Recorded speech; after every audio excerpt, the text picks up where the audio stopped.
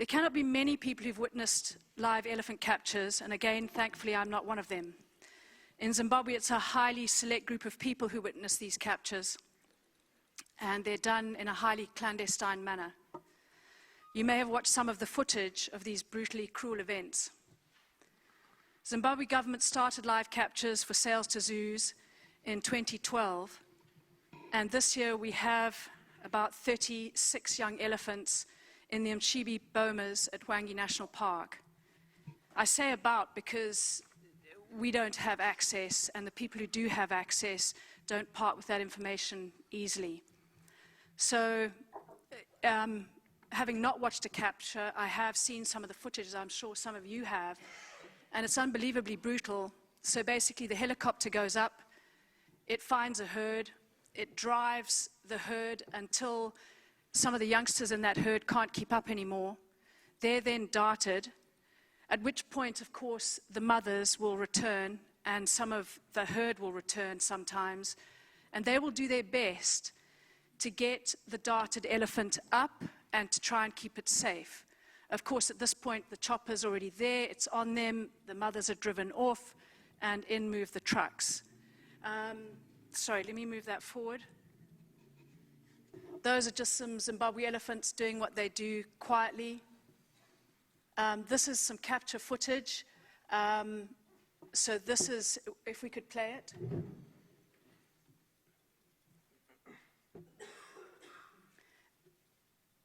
There is a soundtrack, you would hear the chopper. At some point it says that these are legal captures within Zimbabwe. Lynne, sitting next to me, will dispute that, I'm sure, and that's part of our argument. So obviously that little guy has just been captured, and you can see how he's treated. That you didn't get the sound effects there, but there's obviously a lot of shouting, he's wild. I mean, that's him just shoved in the crate.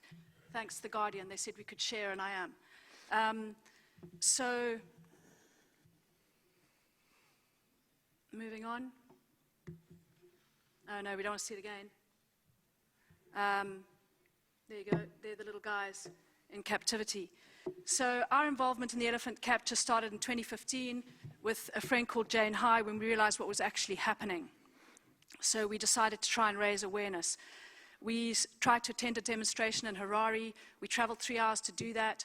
We had our placards and our banners and everything, and on the morning of the demonstration, permission was denied.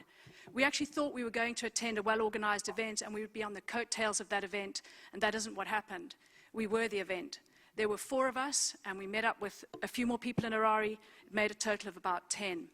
What was absolutely staggering was that, and a major eye-opener, was Zimbabweans as a whole had no idea that their government was exporting their wildlife heritage to China.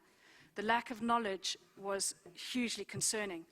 Not only that, the people that did know, the people who cared, those in the wildlife arena, be it tourism, conservation, the NGOs, the wildlife vets, those who you'd expect to be jumping up and down and raising awareness, and alerting the world, on the whole were not.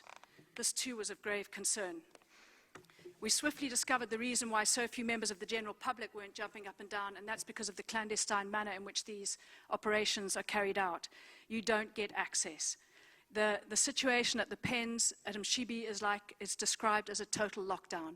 The footage that's come out of there is really through undercover agents, other animal welfare organizations who paid to get that footage, obviously from the people that are there at the pens at the time. I think since then, cell phones are probably banned at the pens.